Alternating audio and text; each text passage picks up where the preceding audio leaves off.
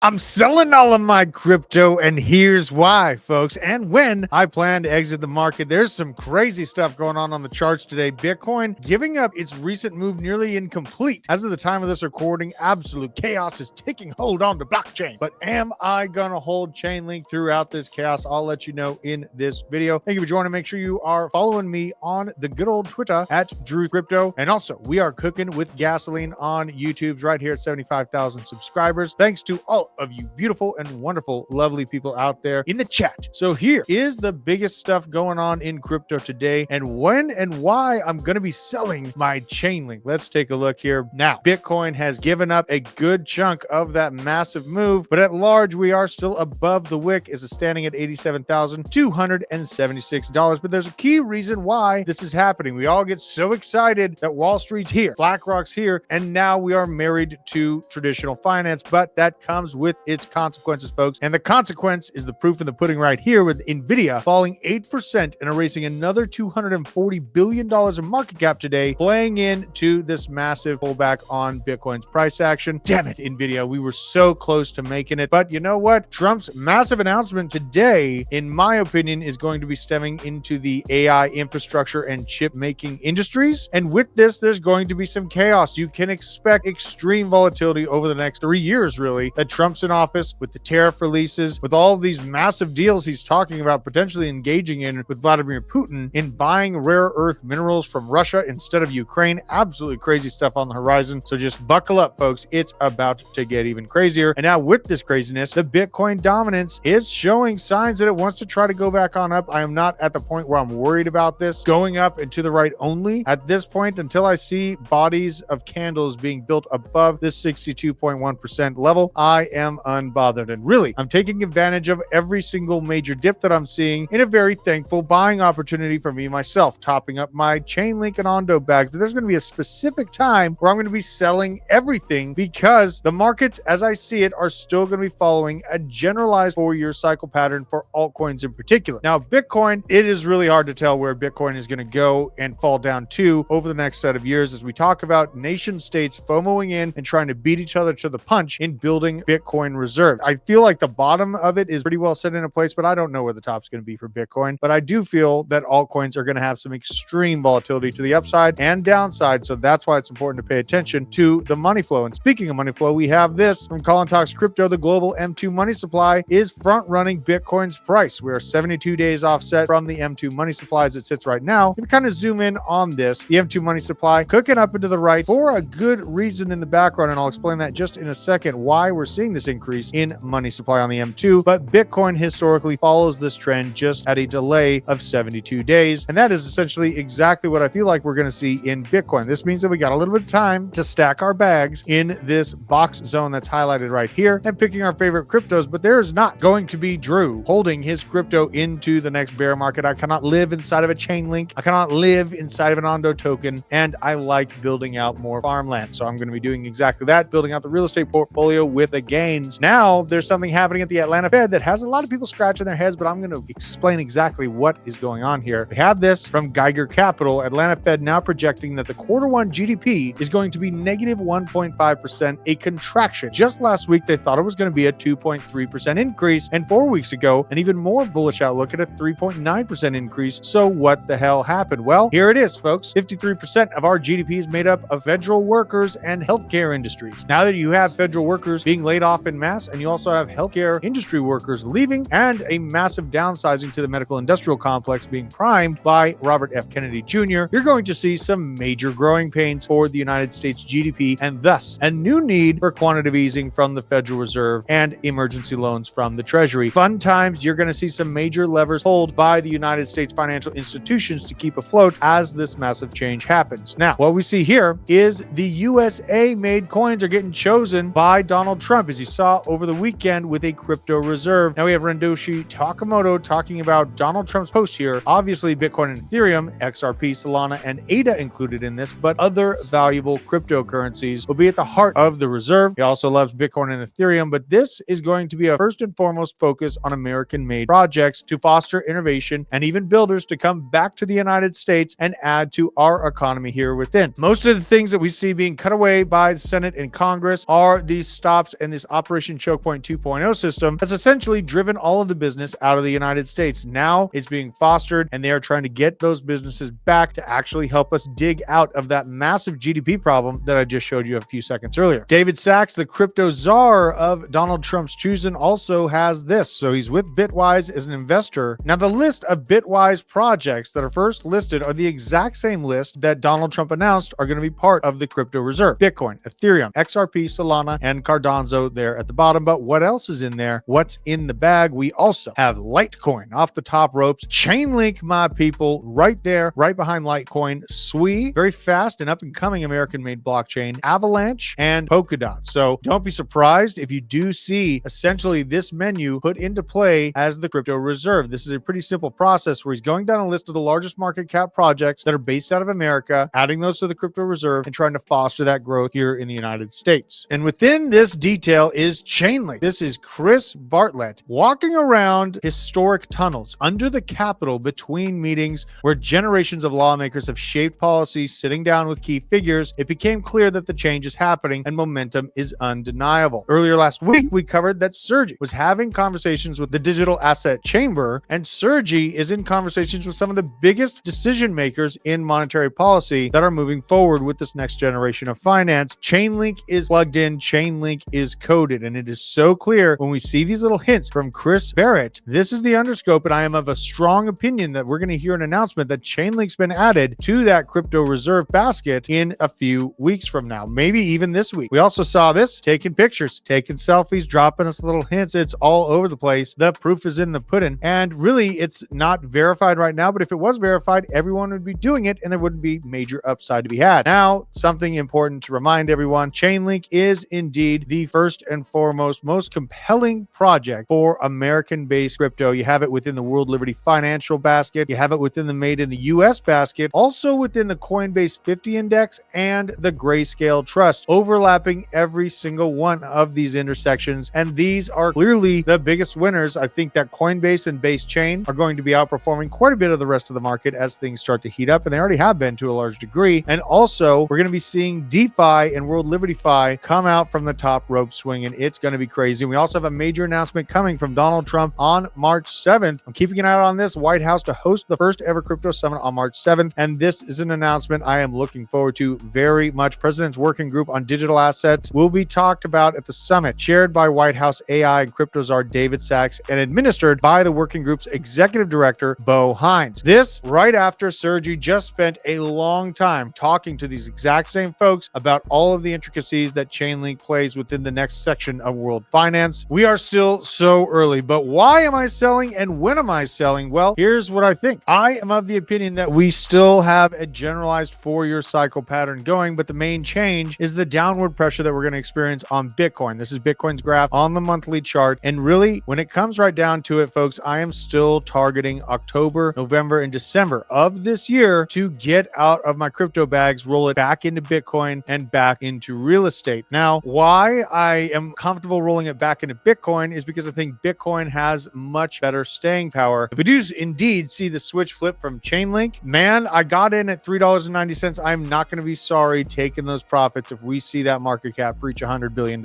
You believe me now. This is where it's valuable to be investing for multiple cycles, to let things really grow and foster them, and make sure that you're doing heavy research on anything that you're getting into to make sure it's not just a meme coin fly by the night Ponzi scheme. But as it sits right now, I still plan on dumping all of my crypto into Bitcoin and real estate at the end of this year. Let me know if I'm crazy down in the comments, what projects you're holding through the course of this year and which project you're the most bullish on. Let me know down in the comments. Love and appreciate every single one of you. Keep your crypto safe on an Arculus cold storage wallet, and also trade with us on BTCC with the links down in the description. Until next time, Druth out.